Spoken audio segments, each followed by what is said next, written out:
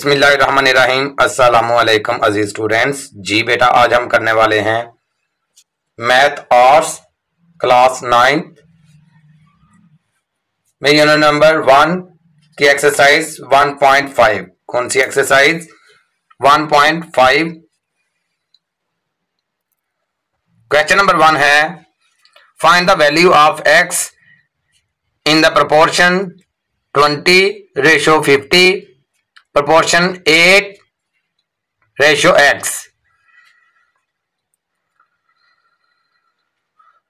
यहां पे हम क्या करेंगे सॉल्यूशन में? Product of extreme is equal to किसके होता है? Product of mean. Product of extreme किसके इक्वल होता है? Product of mean. यहां पे जो बाहर वाली वैल्यू होती हैं उनको हम एक्सट्रीम बोलते हैं। कौन कौन सी है? 20 और x। और जो अंदर वाली वैल्यू होती हैं उनको हम मीन बोलते हैं। कौन कौन सी है? 50 और 8। फिर यहां पे हम क्या लिखेंगे? Product of extreme equal to किसके आ गया? Product of mean. तो यहां पे हम लिखेंगे 20 मल्टीप्लाई x, बाहर वाली वैल्यू 20 और x को हम यहां पे लिखेंगे। फिर इक्वल टू किसके आ जाएगा? 50 और मल्टीप्लाई 8। 50 और मल्टीप्लाई 8। यहां पे फिर नीचे लिखेंगे 20x इज इक्वल टू किसकी आ जाएगा? 400 के। और फिर यहां पे हम x की वैल्यू निकाल लेंगे। x इक्वल टू क्या आ जाएगा? 400 और ये 20 इधर मल्टीप्लाई हो रहा है, दूसरी साइड पे जाके क्या हो जाएगा? डिवाइड हो जाएगा। फिर यहाँ पे क्या करेंगे? हम 0 को 0 से कट कर देंगे और फिर 2 का टेबल चलाएंगे। 2 1s are 2 और 2 20s are 40। फिर यहां पे हमारे पास क्या निकल आएगी? x की वैल्यू 20। क्या हो जाएगी? x की वैल्यू 20। ये हो जाएगा हमारा आंसर। क्वेश्चन नंबर 2 है the price of 50 suits is ₹6,750। How many such suits can be purchased by an amount of ₹4,050। कहते हैं कि अगर 6,750 रुपए में 15 सूट आते हैं तो 4,050 रुपए में कितने सूट आएंगे? ये है जी हमारा सवाल कि अगर 6,750 रुपए में 15 सूट आते हैं तो 4,050 रुपए में कितने सूट आएंगे? यहां पे हम क्या करेंगे? सोल्यूशन में जाके late the required number of suits, यहां पे हम लेट कर लेंगे क्योंकि हमें पता नहीं है कि कितने सूट हैं। तो यहां पे हम लिखेंगे x के इक्वल क्या करेंगे? Let the required number of suits equal to क्या है? x। यहां पे हम लिखेंगे प्राइस और यहां पे लिखेंगे सूट। प्राइस क्या है? पहली कंडीशन कि अगर 6,750 रुपए हों तो कितने सूट आ रहे हैं? 15। कितने आ रहे हैं? 15। तो फिर ₹4,050 रुपीस में कितने आएंगे? यहां पे हम लिख लेंगे x। क्या लिख लेंगे? x। यहां पे हम लिखेंगे कंडीशन इफ रुपीस डिक्रीज। कहते हैं अगर पैसे रकम जो है वो कम हो रही है, रुपीस कम हो रहे हैं, then suits will be decreased. तो फिर सूट भी जो है वो कम हो जाएंगे। तो फिर हम इसको कौन सा प्रोपोर्शन बोलेंगे? Direct proportion. कौन सा प्रोपोर्शन बोलेंगे? डायरेक्ट प्रोपोर्शन के मतलब चीज के कम होने से, रकम के कम होने से जो है वो सूट भी कम आएंगे। तो फिर हम इसको बोलेंगे डायरेक्ट प्रोपोर्शन। इस वजह से यहां पे जो है वो एरो के निशान जो है वो ऊपर की तरफ लगेंगे। सबसे पहले आपने हर क्वेश्चन में आपने जो है वो सबसे पहले जो काम करना है वो x वाली वैल्यू जो भी होगी उसका एरो आपने बिल्कुल सीधा ऊपर की तरफ कर देना है।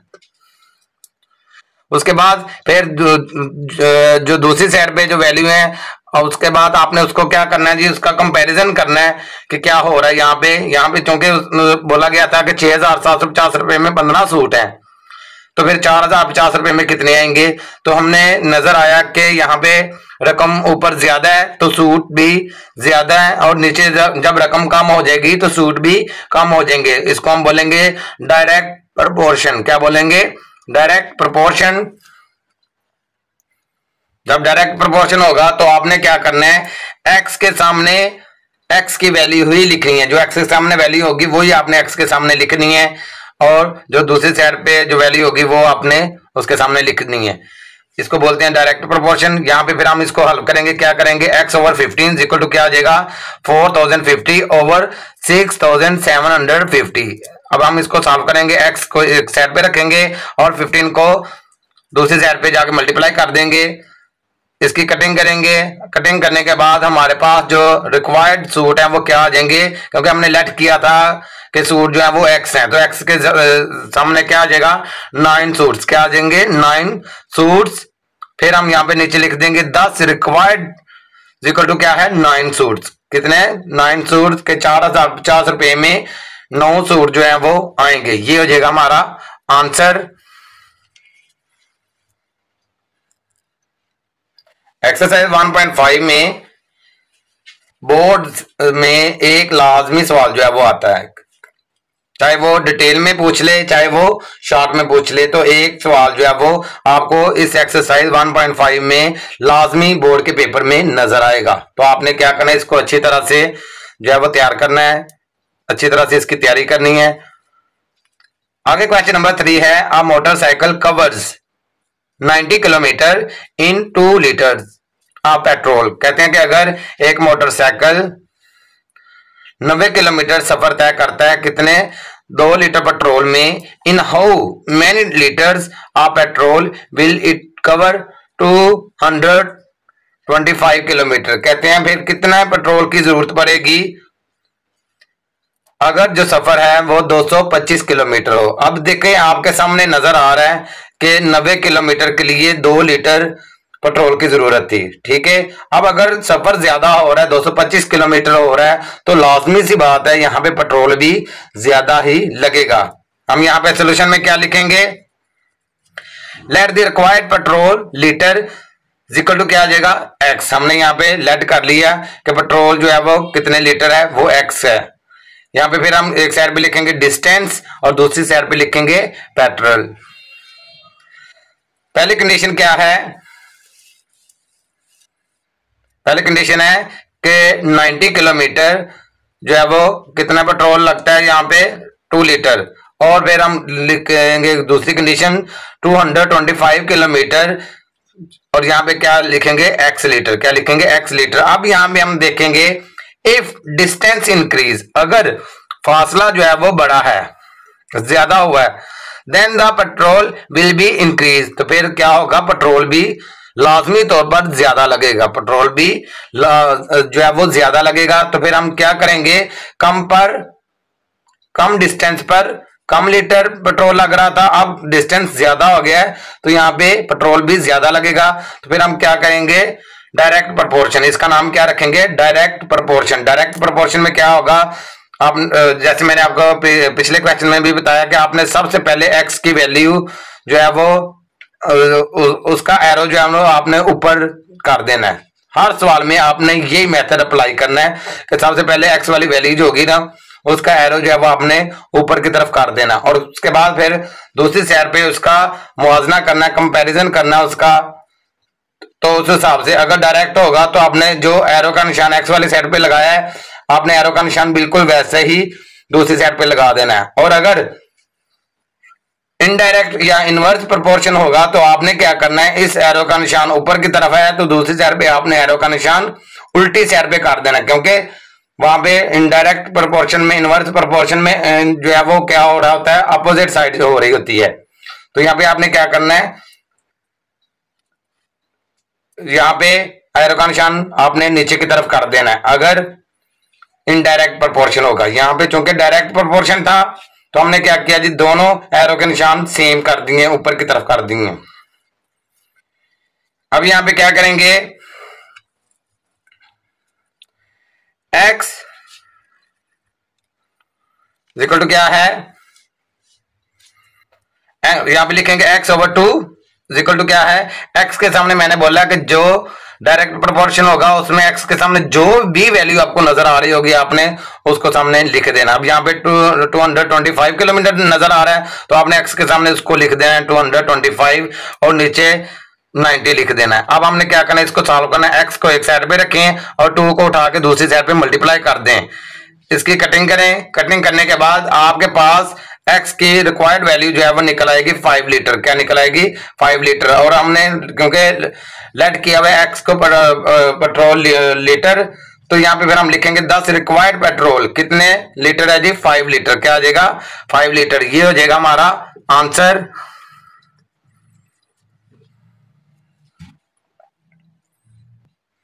क्वेश्चन नंबर 4 है a certain journey by train takes 5 hours at the speed of 45 kilometre per hour. कहते हैं कि अगर एक ट्रेन जो है वो सफर करती है 5 घंटे और उसकी स्पीड जो होती है वो कितनी होती है? 45 किलोमीटर पर आवर।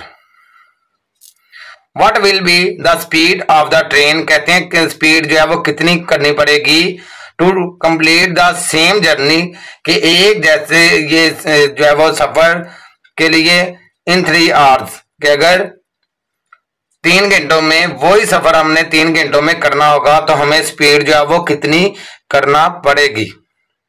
अब देखें जरा सवाल को पहले गौर से समझें। कहते हैं कि अगर हम 45 किलोमीटर फी घंटे की रफ्तार से जो है वो ट्रेन चलाते हैं तो 5 घंटे में जो है वो डिस्टेंस पर पहुंचा जाता है।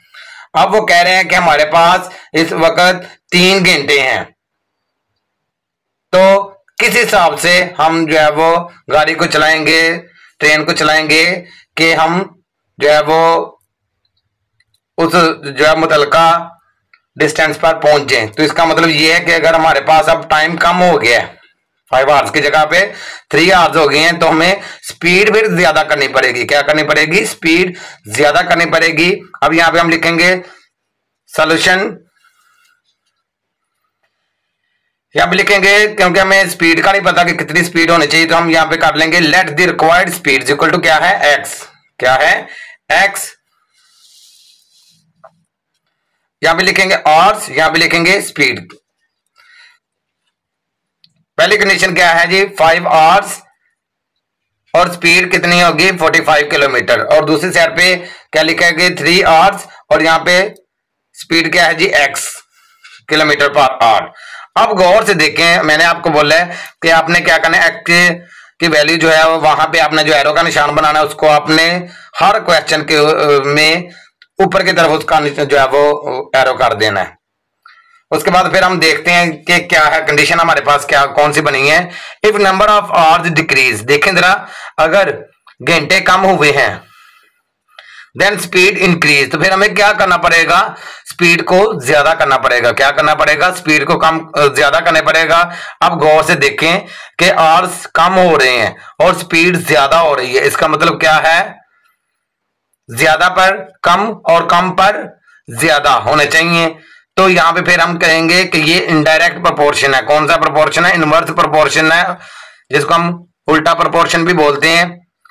यहां पे फिर हम क्या करेंगे? x ओवर 45, x के सामने जो भी वैल्यू है वो 3 है, क्योंकि अब यहां पे हम नहीं लिखेंगे। और यहाँ पे एरो का निशान जो ऊपर की तरफ है, जब इनडायरेक्ट प्रोपोर्शन होगा तो दूसरी साइड पे जो एरो का निशान है वो उल्टी साइड पे होगा, नीचे की तरफ होगा। अब देखें, अब हम क्या लिखेंगे? x over 45, x over 45 equal to क्या आ जाएगा? 5 ओवर 3। क्या आ जाएगा? 5 ओवर 3। उल्टी साइड पे हमने बनाना है, इसको डायरेक्ट प्रोपोर्शन बनाना है, तो x के सामने अब हम ये लिखेंगे 5, क्योंकि सीधा होता तो हमने लिखना था 3।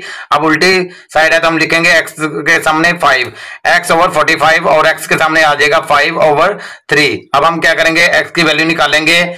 x को एक साइड पे रहने दें और दूसरी वैल्यू को 45 को उठा के आपने दूसरी साइड पे मल्टीप्लाई कर देना। 5 ओवर 3 मल्टीप्लाई 45, यहाँ पे आप 3 का टेबल चलाएं, 3 1 जार 3 और 3 15 जार 45। अब हमारे पास आ गया जी 5 और मल्टीप्लाई 15, इसको मल्टीप्लाई करेंगे तो नीचे आ जाएगा 75 किलोमीटर पर आवर। क्या आ जाएगा? 75 किलोमीटर पर आवर। x की वैल्यू निकली है तो फिर हम नीचे लिखेंगे 10 रिक्वायर्ड स्पीड। अब हमें स्पीड कितनी की जरूरत होगी? 75 किलोमीटर पर आवर। ये हो जाएगा हमारा आंसर। क्या हो जाएगा हमारा आंसर? क्वेश्चन नंबर 5 है 6 men can paint a house in 4 days। कहते हैं अगर 6 आदमी एक घर को पेंट करते हैं 4 दिनों में। कितने दिनों में? 4 दिनों में। How long it would take to paint the house if 3 men are employed. कहते हैं कि कितना टाइम लगेगा, कितना अरसा लगेगा कि अगर जो आदमी हैं वो काम करके कितने कर दिए जाएं? 3 कर दिए जाएं। पहले कितने थे? 6 थे, बाद में इसको कितने कर दिए गए हैं? 3 कर दिए गए हैं। कहते हैं 3 आदमी उसी काम को कितने टाइम में, कितने अरसे में करेंगे। अब यहां पे हम सोल्यूशन में क्या लिखेंगे? Let the required number of days. क्या है कि नंबर ऑफ डेज के दिनों की तादाद कितनी है, इक्वल टू हमें नहीं पता तो हम यहां पे लिख देंगे x। क्या है? x। अब यहां पे हम लिखेंगे men और यहां पे लिखेंगे डेज। क्या लिखेंगे? डेज।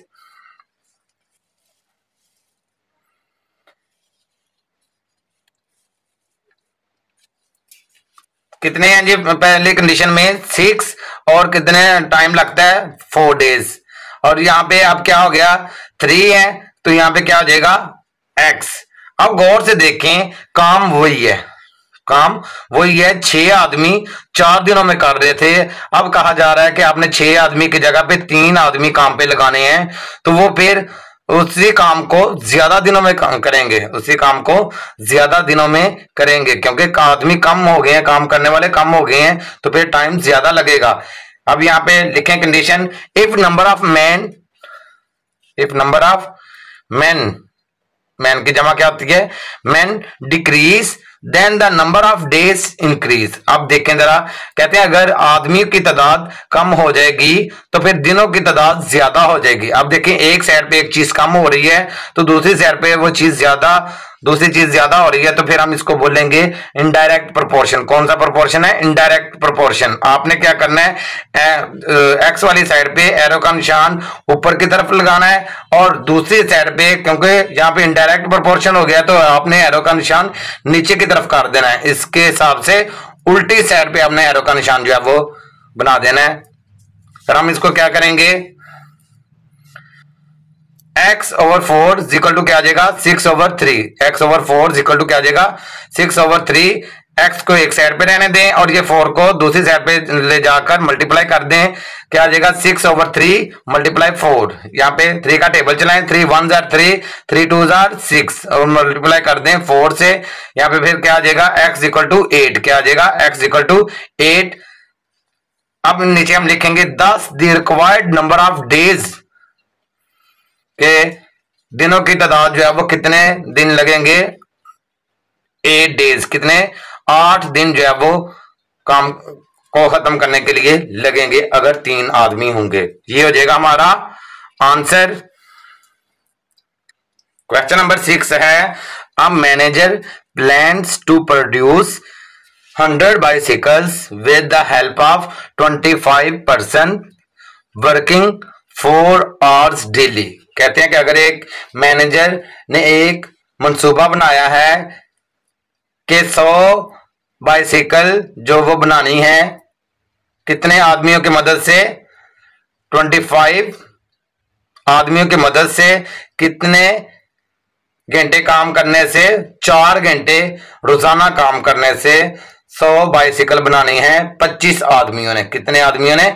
25 आदमियों ने। अपने सवाल को पहले गौर से समझना है कि 4 घंटे काम करने से रोजाना 25 आदमी लगाने से 100 बाइसिकल जो है वो बनाई जाती हैं। How many bicycles can be made. कहते हैं कितनी बाइसिकल जो है वो बनाई जाएंगी बाई 40% अगर 40 आदमी लगा दिए जाएं। If they work 3 hours daily, अगर वो रोजाना 3 घंटे काम करें, रोजाना 3 घंटे काम करें तो कितने जो है वो बाइसिकल्स बनाई जाएंगी। यहां पे सोल्यूशन में क्या आ जाएगा? Late the required number of bicycle. क्योंकि हमें बाइसिकल की तादाद का पता नहीं है तो हम यहां पे लेट कर लेंगे x। क्या कर लेंगे? लेट कर लेंगे x। यहां पे लिखेंगे पर्सन यहां पे लिखेंगे आवर्स, यहां पे लिखेंगे bicycles.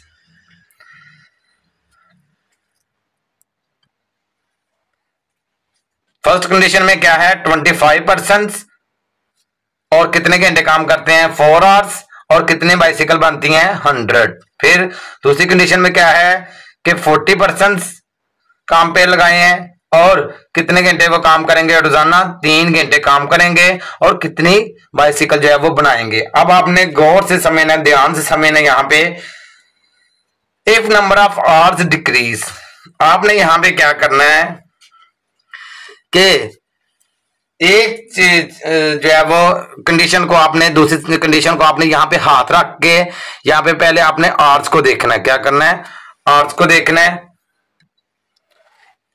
If number of hours decrease, कहते हैं अगर घंटे कम हो रहे हैं देन बाइसिकल डिक्रीज, तो बाइसिकल जो है वो कम हो गया। आपने जल्दी से क्या करना है, यहाँ पे एक्स वाले एरो का निशान आपने ऊपर की तरफ कर देना है और यहाँ पे क्या हो रहा है कि 4 घंटे काम करने से 100 साइकिल जो है वो बन रही हैं, तो 3 घंटे काम करने से लाजमी तौर पे बात है कि वो साइकिल्स जो है वो कम बनेंगी। तो यहाँ पे फिर कौन सा प्रोपोर्शन लगेगा, डायरेक्ट प्रोपोर्शन। कौन सा प्रोपोर्शन, डायरेक्ट प्रोपोर्शन। बिल्कुल इसी तरह से आपने यहाँ पे पर्सन वाले भी ये लाइन जो है वो अपनी तरफ से ऐड कर लेनी है और यहाँ पे वही चीज लिख देनी है दोबारा।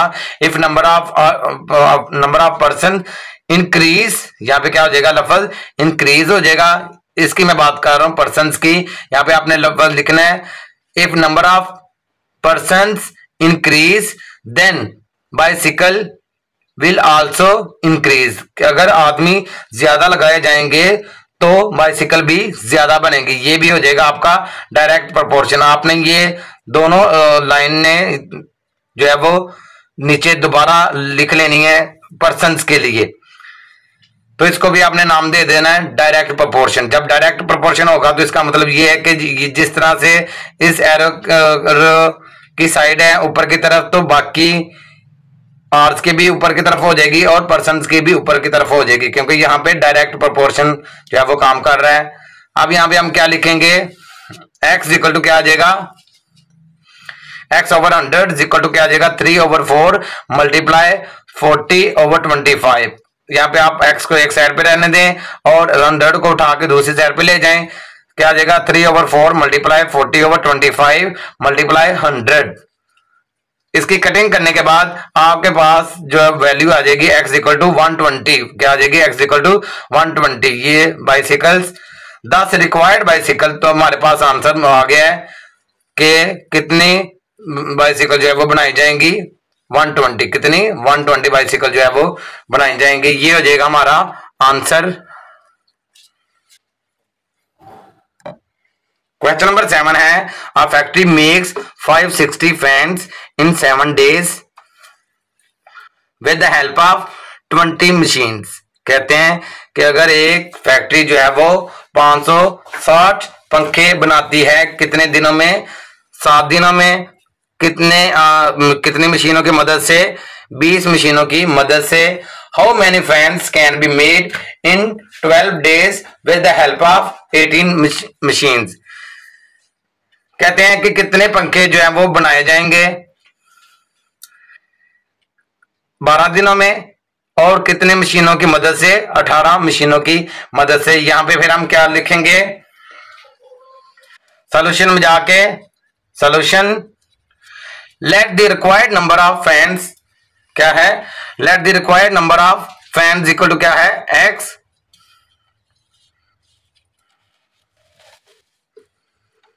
यहां पे लिखेंगे मशीन्स, यहां पे लिखेंगे डेज और यहां पे लिखेंगे फैंस। अब यहां पे आप देखें जरा कि मशीन्स के ऊपर आपने इस तरह से हाथ रख देना है और यहां पे ये देखना है कि अगर 7 दिनों में 560 पंखे बनते हैं, 7 दिनों में 560 पंखे बनते हैं, तो 12 दिनों में लाजमी तौर पे ज्यादा पंखे बनेंगे। तो यहाँ पे क्या आ जाएगा, आपने एक्स वाली साइड पे एरो का निशान ऊपर की तरफ कर देना है। स्टार्ट में आपने इसको ऊपर की तरफ कर देना है और फिर यहाँ पे देखना है कि कंडीशन क्या हो रही है। यहाँ पे कंडीशन क्या है कि कम पर कम पंखे बन रहे हैं और ज्यादा दिनों पर ज्यादा बनेंगे, तो इसका मतलब ये है कि कम पर कम और ज्यादा पर ज्यादा, तो ये डायरेक्ट प्रोपोर्शन हो जाएगा, सीधा प्रोपोर्शन हो जाएगा।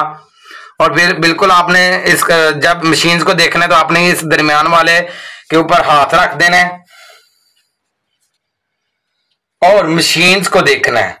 अब यहां पे देखें, अगर 20 मशीनें 560 पंखे बना रही हैं तो 18 मशीनें लाजमी तौर पर कम बनाएंगी। इसका मतलब क्या हुआ कि ज्यादा पर ज्यादा और कम पर कम, तो फिर ये भी कौन सा प्रोपोर्शन हो जाएगा, डायरेक्ट प्रोपोर्शन हो जाएगा। आपने इसका एरो का निशान भी ऊपर की तरफ कर देना। क्या कर देना है, इसको देखते हुए आपने इसका एरो का निशान भी ऊपर की तरफ कर देना है। अब नीचे लिखें, if number of days increase the fan will be increase. कहते हैं अगर जो दिनों की तादाद ज्यादा हो रही है, यहां पे देखें ना ये वाली कंडीशन है, अगर दिनों की तादाद ज्यादा हो रही है तो पंखे भी ज्यादा बनेंगे। The fan will be increase, पंखे भी ज्यादा बनेंगे। ये कौन सा प्रोपोर्शन हो जाएगा, डायरेक्ट प्रोपोर्शन। कौन सा प्रोपोर्शन, डायरेक्ट प्रोपोर्शन। फिर दूसरी कंडीशन देखें,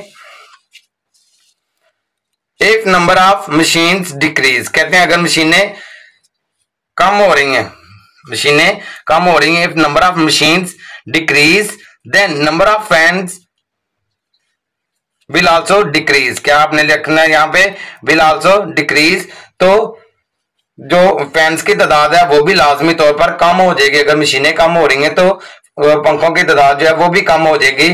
तो यहाँ पे फिर कौन सा प्रोपोर्शन होगा, डायरेक्ट प्रोपोर्शन होगा। कौन सा प्रोपोर्शन, डायरेक्ट प्रोपोर्शन। तो आपने क्या करना है, मशीन वाली साइड पे भी एरो का निशान ऊपर की तरफ कर देना है। अब यहाँ पे हम इसको सॉल्व करते हैं, लिखेंगे x/560 इक्वल टू क्या आ जाएगा, 12/7 मल्टीप्लाई 18/20। नीचे क्या लिखेंगे, x यहाँ पे एक साइड पे रहने दें और 560 को उठा के दूसरी साइड पे मल्टीप्लाई कर दें। इसकी हम कटिंग करने के बाद हमारे पास जो रिक्वायर्ड फैंस की तादाद है वो क्या आ जाएगी, x इक्वल टू 864 फैंस। क्या आ जाएगी, 864 फैंस। यहाँ पे हम फिर नीचे लिखेंगे 10 रिक्वायर्ड फैंस। हमारे पास मतलूबा तादाद जो है वो पंखों की कितनी निकल आएगी, 864 फैंस। 864 फैंस, ये हो जाएगा हमारा आंसर। क्वेश्चन नंबर 8 है, a factory makes 600 soaps in 9 days with the help of 20 machines. कहते हैं कि अगर एक फैक्ट्री 600 साबुन बनाती है कितने दिनों में, 9 दिनों में। कितने मशीनों की मदद से, 20 मशीनों की मदद से। How many soaps can be made in 12 days with the help of 18 machines. कहते हैं कितने साबुन जो है वो बन सकेंगे 12 दिनों में, कितनी मशीनों की मदद से, 18 मशीनों की मदद से। अब यहाँ पे हम क्या करेंगे, सॉल्यूशन में सबसे पहले लिखेंगे, क्योंकि हमें जो है वो साबुन की तादाद का नहीं पता, तो हम लिखेंगे let the required number of soaps equal to क्या है, x। क्या है, x। यहां पे हम लिखेंगे मशीन्स, यहां पे लिखेंगे डेज, यहां पे लिखेंगे सोप्स। क्या लिखेंगे, सोप्स। यहां पे क्या है, मशीनें कितनी हैं, 20 मशीनें काम करती हैं कितने दिनों में, 9 दिनों में। तो कितने साबुन बनाती हैं, 600 साबुन बनाती हैं। कितने, 600 सोप जो है वो बनाती हैं। अब मशीनें कम हो गई हैं, 18 मशीनें हो गई हैं और डेज जो है वो बढ़कर 12 दिन हो गए हैं। और यहाँ पे रिक्वायर्ड क्या हो जाएगा, x। कितने सोप जो है वो बनाए जाएंगे। अब आपने क्या करना है, सबसे पहले आपने एरो के निशान को ऊपर की तरफ कर देना है, क्योंकि यहाँ पे तो पहले मैंने लगाए हुए हैं आपको समझाने के लिए। यहाँ पे आपने क्या करना है जी, x वाली साइड को आपने जल्दी से ऊपर की तरफ एरो का निशान कर देना है। अब यहाँ पे नीचे कंडीशन को देखना है। सबसे पहले मशीन्स को देखें, क्या है, डेज को भूल जाएं कि ये डेज भी हैं, आपने इसको देखना है। 20 मशीनें हैं, 600 जो है वो साबुन बनाती हैं। गौर से देखें जरा, 20 मशीनें 600 साबुन बनाती हैं, तो 18 मशीनें कम बनाएंगी ज्यादा बनाएंगी, मतलब कि कम बनाएंगी। तो फिर क्या हो जाएगा, इस हिसाब से ये बिल्कुल सीधा हो गया कि मशीनें ज्यादा होंगी तो साबुन भी ज्यादा बनेंगे। अगर मशीनें कम हो जाएंगी तो साबुन भी कम हो जाएंगे। इसका मतलब ये है कि ज्यादा पर ज्यादा और कम पर कम, इसको हम बोलेंगे डायरेक्ट प्रोपोर्शन। कि सीधा, बिल्कुल सीधा सीधा सा है कि ज्यादा पर ज्यादा और कम पर कम। यहाँ पे हम लिखेंगे if the number of machines increase then soaps will be decrease. क्या आ जाएगा?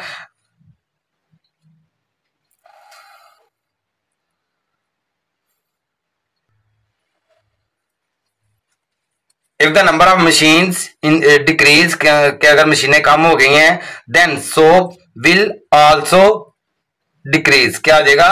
फिर साबुन जो है वो कम ही बनेंगे। जब मशीनें कम होंगी तो साबुन भी कम बनेंगे।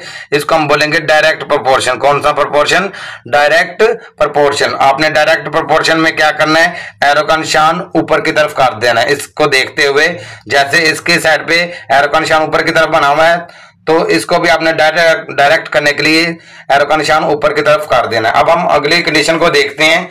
कहते हैं if the number of days increase, कहते हैं अगर दिनों की तादाद जो है वो ज्यादा हो गई है, तो फिर then the number of soaps,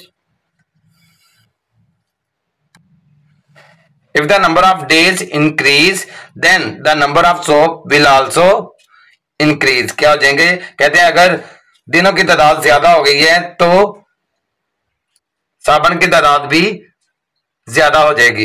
तो फिर कौन सा प्रोपोर्शन हो जाएगा यहाँ पे? Direct proportion. कौन सा प्रोपोर्शन? Direct proportion. के चीज के, मशीन के दिनों के ज्यादा होने से जो है वो साबुन की तादाद भी ज्यादा हो जाएगी। तो फिर कौन सा प्रोपोर्शन है? Direct proportion. अब यहाँ पे हम क्या लिखेंगे?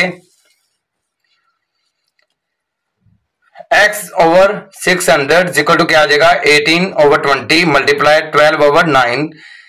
आपने क्या करना है? एक्स को इधर ही रहने दें और 600 को उठा के दूसरी साइड पे ले जाएं, मल्टीप्लाई कर दें जाके। क्या आ जाएगा? 18/20 मल्टीप्लाई 12/9 मल्टीप्लाई 600। यहाँ पे एक्स, इसकी कटिंग करने के बाद हमारे पास जो है वो वैल्यू आ जाएगी 720 सोप्स। क्या आ जाएगी? 720 सोप्स। एक्स इक्वल टू क्या आ जाएगा? 720। और यहाँ पे नीचे हम लिखेंगे 10 required ratio, 10 required number of soaps. यहाँ पे आपने क्या लिखना है? Number of soaps equal to क्या आ जाएगा? 720 सोप्स। कितने आ जाएगा? 720 सोप्स। ये हो जाएगा हमारा आंसर।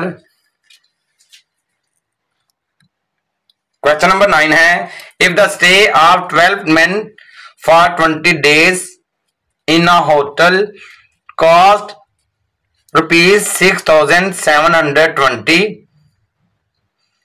कहते हैं कि अगर 12 आदमियों को एक होटल में 28 दिन रहने से खर्चा उनका कितना आता है? 6,720 रुपए जो है वो खर्चा आता है। Find the cost for the stay of 8 men। कहते हैं हमने खर्चा निकालना है कितने आदमियों का? 8 आदमियों का। फॉर 14 days 14 दिनों के लिए इन द होटल, होटल में। यहां पे हम क्या करेंगे? सोल्यूशन में लेट द रिक्वायर्ड कॉस्ट, हमें कॉस्ट का चूंकि पता नहीं है तो हम यहां पे लिखेंगे let the required cost equal to क्या आ जाएगा? एक्स। यहां पे हम लिखेंगे मेंस, यहां पे लिखेंगे डेज और यहां पे लिखेंगे कॉस्ट। पहली कंडीशन क्या है जी? 12 मेंस है, 28 डेज है और जो है कॉस्ट है वो कितनी आ रही है? ₹6,720। अब यहाँ पे दूसरी कंडीशन में क्या है कि आदमी कम होकर 8 आदमी हो गए हैं और यहाँ पे दिन भी कम होकर 14 दिन हो गए हैं। और यहाँ पे हमने क्या करने हैं जी? एक्स फाइंड करना है। अब यहाँ पे हमने क्या करना है? If the number of days, यहाँ पे हम डेज को देखें और आपने क्या करना है जी? एक्स वाली साइड पे एरो का निशान ऊपर की तरफ कर देना है। और अब हम कंपैरिजन करने लगे हैं कॉस्ट और डेज को। क्या करने लगे हैं? कॉस्ट और डेज को। अब देखें आपके सामने नजर आ रहे हैं कि अगर 28 डेज होंगे तो खर्चा जो है वो 6,720 रुपये आ रहा है। अब दिन अगर कम हो गए हैं तो खर्चा भी लाजमी तौर पे कम होगा। इसका मतलब क्या हुआ? ज्यादा पर ज्यादा और कम पर कम। इसको हम इस तरह से लिखेंगे if the number of days decrease then the cost will also decrease. तो फिर कॉस्ट भी जो है वो कम हो जाएगी। इसको हम कौन सा प्रोपोर्शन बोलेंगे? Direct proportion. कौन सा? Direct proportion. डायरेक्ट प्रोपोर्शन में क्या करेंगे, जो एरो का निशान ये होगा आपने सेम जो है वो डेज के लिए भी बना देना है। इसका एरो का निशान ऊपर की तरफ है, यहां पे भी आपने एरो का निशान ऊपर की तरफ बना लेना है। अब हम बात करेंगे मेंस की। If the number of men decrease then the cost will also decrease. अब देखें जरा, कहते हैं अगर आदमी कम हो गए हैं, आदमी कम हो गए हैं तो ज़ाहिर फिर उसका खर्चा भी, होटल का खर्चा भी कम आएगा, होटल का खर्चा भी कम आएगा। तो लाजमी बात है फिर क्या हो जाएगा, ज्यादा पर ज्यादा और कम पर कम, ये हो जाएगा बिल्कुल डायरेक्ट प्रोपोर्शन। यहाँ पे हम इसको इस तरह से लिखेंगे, if the number of men decrease then the cost will also decrease. कौन सा प्रोपोर्शन आ गया, डायरेक्ट प्रोपोर्शन। डायरेक्ट प्रोपोर्शन में आपने क्या करना है, जो एरो का निशान एक्स वाली साइड पे होगा आपने मेंस वाली साइड पे भी वैसे का वैसा ही बना देना है। क्या करना है, डायरेक्ट है ना, तो फिर बिल्कुल वैसे सीधा सीधा ही आपने बना देना है। यहां पे फिर हम क्या करेंगे, इसको सॉल्व करेंगे। x ओवर 6720 इक्वल टू क्या आ जाएगा, 14 ओवर 28 मल्टीप्लाई 8 ओवर 12। इसको हल करेंगे तो क्या करेंगे, x को एक साइड पे रखें और ₹6720 को दूसरी साइड पे लेकर जाकर मल्टीप्लाई कर दें। इसको जब हम कटिंग करेंगे, कटिंग करने के बाद हमारे पास वैल्यू जो आ जाएगी x की, वो क्या आ जाएगी, ₹2240, ₹2240 ये हो जाएगी हमारी रिक्वायर्ड कॉस्ट। दस रिक्वायर्ड कॉस्ट इक्वल टू क्या आ जाएगा, ₹2240। ये हो जाएगा हमारा answer.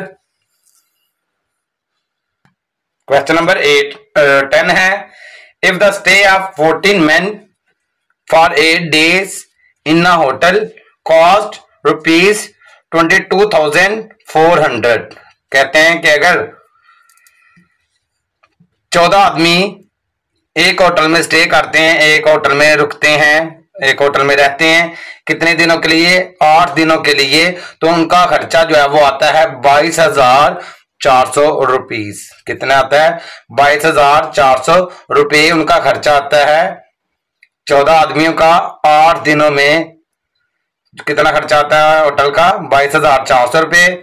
Find the cost for the stay, कि हमने यहाँ पे क्या फाइंड करनी है, खर्चा फाइंड करना है, कॉस्ट फाइंड करनी है। कितने स्टे है, 7 आदमियों का, ऑफ 7 men फॉर 13 डेज, कितने दिनों के लिए, 13 दिनों के लिए। 7 आदमियों का 13 दिनों के लिए कितना खर्चा होगा वो हमने फाइंड करना है।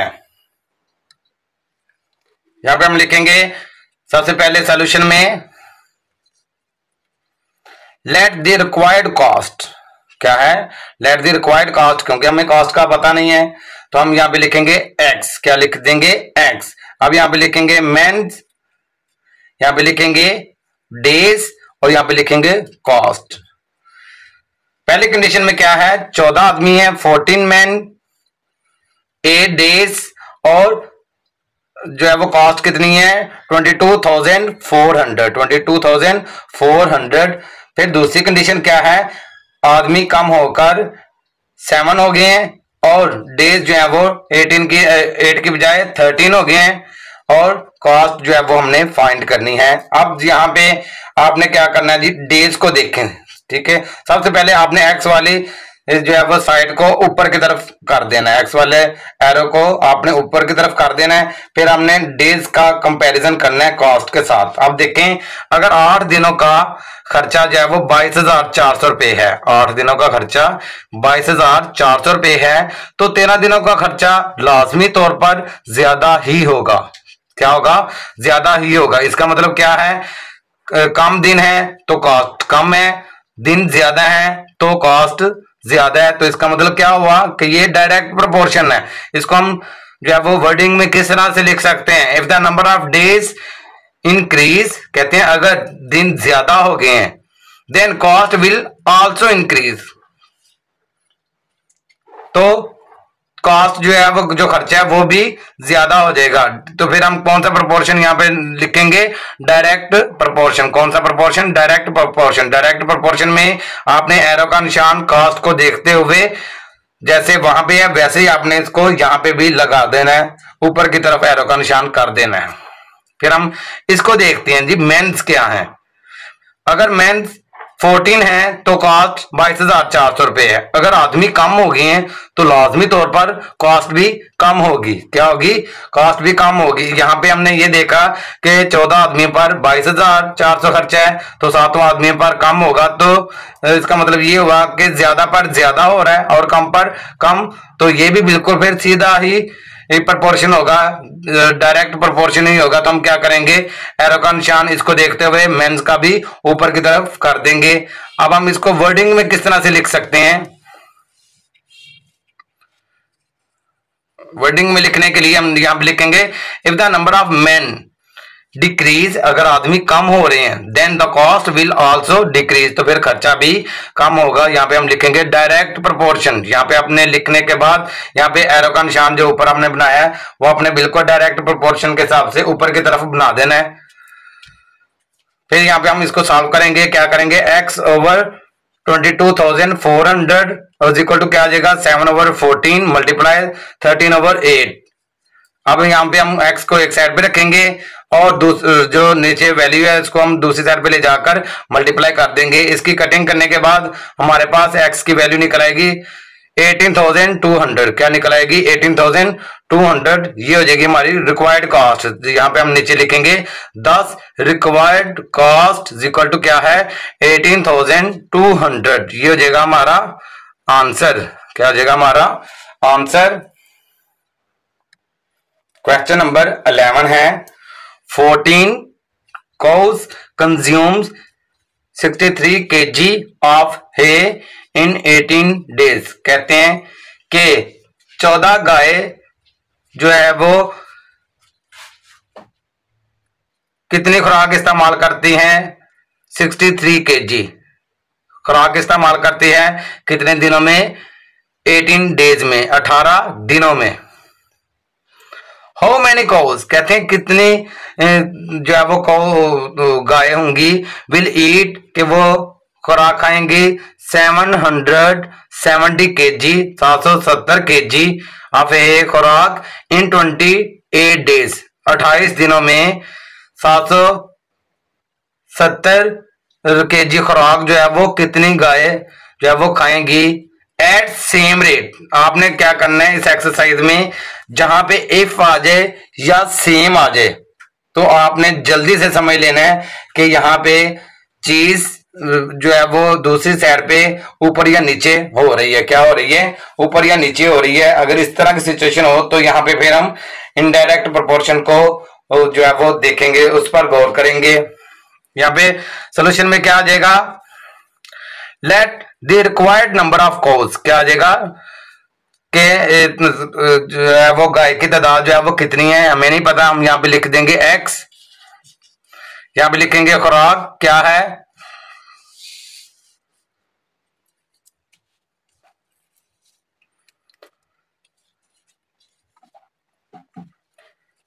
यहाँ पे लिखेंगे है डे और काउज। सबसे पहले क्या है जी, पहली कंडीशन 63 kg, क्या है 63 kg और कितने दिन है 18 डेज और कितनी गाय खाती हैं 14, कितनी गाय 14। और फिर दूसरी कंडीशन में क्या है जी 770 kg। अब खुराक जो है वो ज्यादा हो गई है, कितनी हो गई है 770 kg हो गई है और यहाँ पे दिन जो है वो भी ज्यादा हो गए हैं, 18 की जगह पे 28 डेज हो गए हैं। कितने हो गए हैं 28 डेज हो गए हैं। और यहाँ पे फिर हमने क्या करनी है, नंबर तादाद मालूम करनी है, गाय की तादाद मालूम करनी है। अब आपने क्या करना है, सबसे पहले आप देखें, इसको आपने भूल जाना है, इसको आप भूल जाएं, इसको देखें। अगर 18 दिन है तो कितने गाय जो है वो खाएंगी खुराक 14। और अगर 28 डेज हो गए हैं खुराक वही है। यहाँ पे आपने ये देखना समझना है कि खुराक वही है, क्योंकि उसने ऊपर लिखा था एट द सेम रेट। अब डेज ज्यादा निकालने हैं तो फिर यहाँ पे कौ की तादाद जो गाय की तादाद है वो कम करेंगे तो डेज ज्यादा होंगे ना।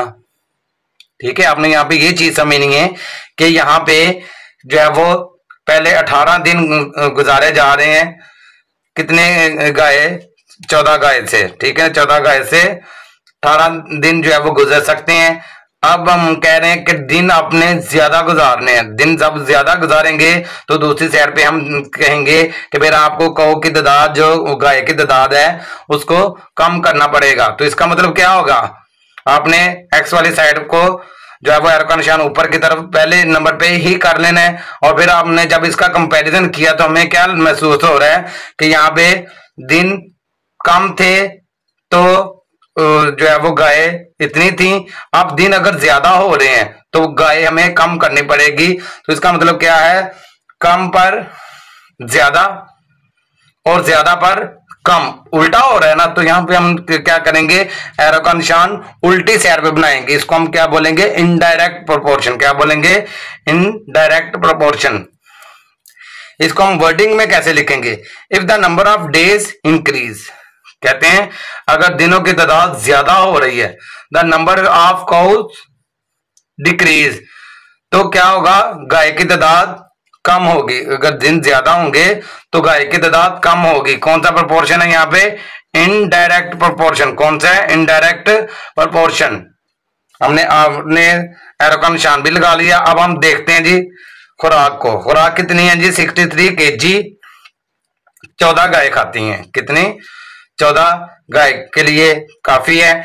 अब हम कहते हैं जी 770 kg है खुराक, अब हमारे पास ज्यादा हो गई है। जब ज्यादा हो गई है तो फिर हमें यहाँ पे जो है वो गाय की तादाद भी ज्यादा हो जाएगी। अब आपने यहाँ पे चीज समझनी है कि 63 kg के लिए 14 गाय थी, अब जो है वो खुराक ज्यादा हो गई है तो यहाँ पे गाय की तादाद भी ज्यादा हो जाएगी। तो इसका मतलब क्या हुआ जी, कम पर कम और ज्यादा पर ज्यादा। तो फिर कौन सा प्रोपोर्शन हो जाएगा, डायरेक्ट प्रोपोर्शन। कौन सा हो जाएगा, डायरेक्ट प्रोपोर्शन। डायरेक्ट प्रोपोर्शन में हमने क्या करना है, एरो के निशान को देखना है एक्स वाला, और दूसरी साइड पे भी आपने है वाली साइड पे, खुराक वाली साइड पे एरो का निशान डायरेक्ट बिल्कुल सीधा ही लगा देना जैसे एक्स वाली साइड पे लगा हुआ है।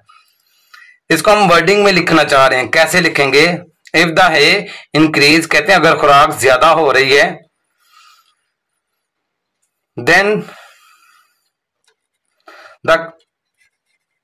द काउज ऑल्सो इंक्रीज, तो फिर काउ की तादाद जो है वो भी ज्यादा हो जाएगी। कौन सा प्रोपोर्शन है, डायरेक्ट प्रोपोर्शन। क्या सा हो जाए, डायरेक्ट प्रोपोर्शन। अब हम इसको सॉल्व करते हैं, क्या करेंगे, x ओवर 14, क्या है, x ओवर 14 इक्वल टू क्या आ जाएगा, 18 ओवर 28 मल्टीप्लाई 770 kg ओवर में क्या आ जाएगा, 63 kg। कौन सा आ जाएगा, 63 kg। एक्स को आपने एक साइड पे रहने देना है और 14 को उठा के आपने दूसरी साइड पे ले जाकर मल्टीप्लाई कर देना है। इसको हल करने के बाद जो है वो क्या करेंगे, अब देखें इसकी कटिंग कितनी आसान नजर आ रही है। यहाँ पे हम 9 का जो है वो 2 का टेबल चलाएंगे। सबसे पहले यहाँ पे 14 को कट करें, 14 1 जार 14 और 28 को कट करें तो यहाँ पे क्या आ जाएगा 2, और 2 को कट करें 2 1 जार 2 और 2 18 को कट करेंगे तो ऊपर आ जाएगा 9। अब 9 को कट करें, 9 1 जार 9 और यहाँ पे 63 है, 63 को टेबल चलाएंगे 9 का तो 9 1 जार 9 और 9 7 जार 63। अब यहाँ पे 7 आ गया, 7 को आप कट करें, 7 1 जार 7 और 770 को आप जो है वो कटिंग करेंगे तो क्या आ जाएगा ऊपर 110, क्या आ जाएगा 110। तो नीचे x इक्वल टू क्या आ जाएगा 110 कोस। फिर हम नीचे लिख देंगे 10 the required cost equal to क्या है 110 कोस। क्या है 110 कोस, ये हो जाएगा हमारा answer.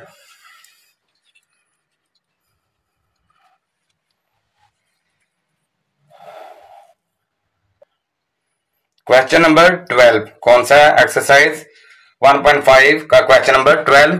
Juice manufacturer produces 3000 bottles in a day employing workers working 8 hours. कहते हैं कि एक जूस बनाने वाले जो है वो क्या करते हैं 3000 बोतलें बनाते हैं एक दिन में।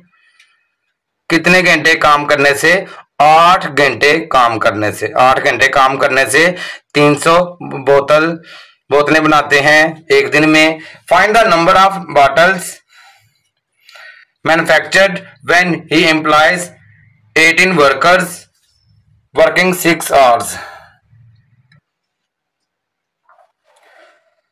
हाँ जी, क्या है? Juice manufacture produces 3000 bottles in a day employing 15 workers working 8 hours. कहते हैं कि एक जूस बनाने वाले जो है वो 3000 बोतलें बनाते हैं। कितने आदमियों की मदद से? 15 आदमियों की मदद से। और कितने घंटे काम करने से? 8 घंटे काम करने से। Find the number of bottles, हमने बोतलों की तादाद जो है वो निकालनी है जब कितने आदमी काम कर रहे होंगे। व्हेन ही एम्प्लॉयज 18 वर्कर्स, जब 18 आदमी काम कर रहे होंगे। वर्किंग 6 आवर्स, कितने घंटे काम करके? 6 घंटे काम करके 18 आदमी जो है वो कितनी बोतलें बनाएंगे। ये है हमारा क्वेश्चन। यहाँ पे हम सोल्यूशन में क्या लिखेंगे? Let the required number of bottles, के बोतलों की तादाद जो है वो कितनी है हमें नहीं पता, तो हम यहाँ पे लिख देंगे x। क्या लिख देंगे?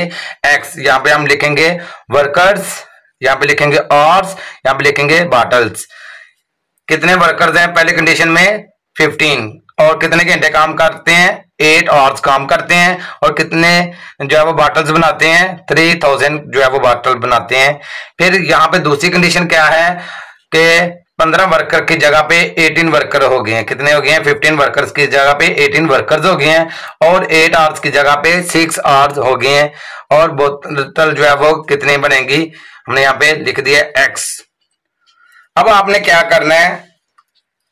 इस वर्कर को आपने यहाँ पे जो है वो हाथ रख लेना है और आवर्स को देखना है। सबसे पहले आपने क्या करना है जी? x वाले जो साइड है उसका एरो का निशान आपने ऊपर की तरफ कर लेना है। और अब हमने आवर्स को और बॉटल्स को आपस में कंपैरिजन करना है। अगर 8 घंटे काम करते हैं तो 3000 बोतलें बनती हैं। सवाल को गौर से समझें, कंडीशन को समझें कि क्या हो रहा है यहाँ पे। 8 घंटे काम करने से 3000 बोतलें बनती हैं। तो भाई 6 घंटे काम करने से बोतलें कम बनेंगी ज्यादा बनेंगी? लाजमी तौर पर ये है ना कि बोतलें कम बनेगी। जब घंटे कम हो रहे हैं तो बोतलें भी कम बनेंगी। तो फिर कौन सा प्रोपोर्शन आपको नजर आ रहा है यहाँ पे? डायरेक्ट प्रोपोर्शन, कि ज्यादा पर ज्यादा और कम पर कम। कौन सा प्रोपोर्शन हो गया? Direct proportion. इसको हम वर्डिंग में किस तरह से लिख सकते हैं? If number of hours decrease then the number of bottles will also decrease. कहते हैं अगर घंटों की तादाद कम हो गई है तो लाजमी तौर पर बोतलों की तादाद भी कम होगी। कौन सा प्रोपोर्शन है यहाँ पे? Direct proportion. कौन सा है? Direct proportion. अब हमने वर्कर्स को जाकर देखना है। अब आपने क्या करना है जी? आवर्स वाली साइड पे ऐसे हाथ रख लेना है और वर्कर्स को देखना है। वर्कर क्या है जी? 15 वर्कर जो है वो 3000 बोतलें बनाते हैं। गौर से देखें जरा, समझे क्या चीज है कि 15 वर्कर्स 3000 बोतलें बनाते हैं। तो 18 वर्कर्स बोतलें ज्यादा बनाएंगे कम बनाएंगे? लाजमी तौर पर बोतलें ज्यादा बनेंगी ना। जब वर्कर ज्यादा हैं तो बोतलें भी ज्यादा बनेंगी। अब आप गौर से देखें यहाँ पे, समझे कि वर्कर कम है तो कम बोतलें बन रही हैं, वर्कर ज्यादा हैं तो ज्यादा बोतलें बन रही हैं। कम पर कम और ज्यादा पर ज्यादा। इसका मतलब क्या है कि बिल्कुल सीधा सीधा है। इसको हम क्या बोलेंगे? कौन सा प्रोपोर्शन? Direct proportion. कौन सा? Direct proportion. और मैंने आपको बताया जी डायरेक्ट प्रोपोर्शन में हमने क्या करना है? जो एक्स वाली साइड पे हमने एरो का निशान बनाया होगा वही हमने सेम यहाँ पे वर्कर्स वाली साइड पे भी बना देना है। अब हम इसको वर्डिंग में किस तरह से लिखेंगे? If the number of workers increase. गौर से देखें जरा कि अगर वर्कर्स की तादाद, मजदूरों की तादाद ज्यादा हो रही है, the number of bottles will also, क्या हो जाएगा? बोतलों की तादाद भी ज्यादा हो जाएगी। फिर कौन सा प्रोपोर्शन हो जाएगा यहाँ पे? Direct proportion. कौन सा? Direct proportion. अब हम इसको सॉल्व करेंगे। जब डायरेक्ट प्रोपोर्शन हो जाएगा तो आपने क्या करना जी? एक्स वाली साइड पे जो एरो का निशान होगा, जैसा आपने वर्कर्स वाली साइड पे भी बिल्कुल वैसे ही निशान बना देना। क्या करना है? बिल्कुल वैसे ही निशान बना देना है। अब हम इसको सॉल्व करेंगे, क्या करेंगे, x ओवर 3000 इक्वल टू क्या आ जाएगा 6 ओवर 8 मल्टीप्लाई 18 ओवर 15, क्या आ जाएगा 18 ओवर 15। अब यहां पे क्या आ जाएगा, x को आपने एक साइड पे रखना है और 3000 को आपने उठा के दूसरी साइड पे ले जाना है, क्या आ जाएगा 6 ओवर 8 मल्टीप्लाई 18 ओवर 15, क्या आ जाएगा 18 ओवर 15 और मल्टीप्लाई कर देंगे ये 3000 जो हमने उस साइड से लाए हैं, इधर जाके क्या आ जाएगा मल्टीप्लाई हो जाएगा। अब हम क्या करेंगे जी, इसकी कटिंग करेंगे, क्या करेंगे, इसकी कटिंग करेंगे। जब इसकी कटिंग करेंगे तो क्या आ जाएगा x, इसकी कटिंग करने के बाद हमारे पास जो बॉटल्स हैं वो क्या आ जाएंगे, x इक्वल टू 2700, कितनी आ जाएंगी, x इक्वल टू 2700 बॉटल्स जो है वो आ जाएगी। फिर हम क्या करेंगे, नीचे लिख देंगे 10 द रिक्वायर्ड बॉटल्स, हमारे पास जो है वो बोतलों की तादाद जो है वो कितनी आ जाएगी 2700, कितनी 2700 बोतलें जो है वो हम बनाएंगे। ये हो जाएगा हमारा आंसर।